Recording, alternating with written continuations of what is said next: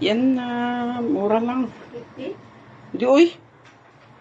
Ginataang kamangig with sago and saging with gabi. Yan lang. Mga kabingkay, good morning.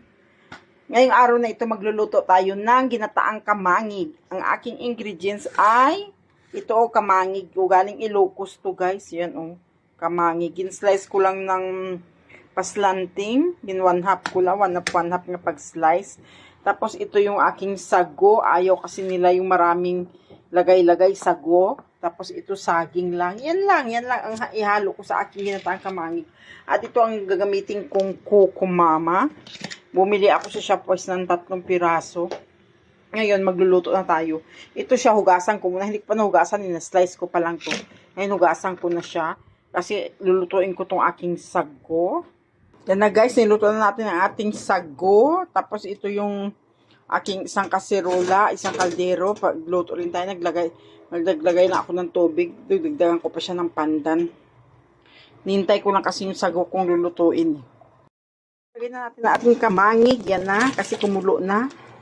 Kunti lang naman itong aking kamangig guys. Halo-haluin natin kasi magsunog to sa ilalim pag hindi natin nila. Tapos naglagay pala ako ng pandan sa aking tubig. Ayan ang aking pandan para mabango. Ayan.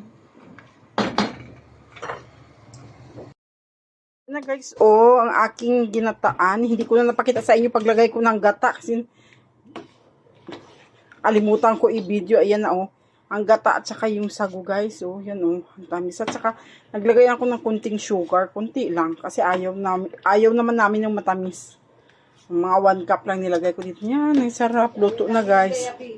Ayaw namin magka-diabetes kaya. kunting kunting sugar.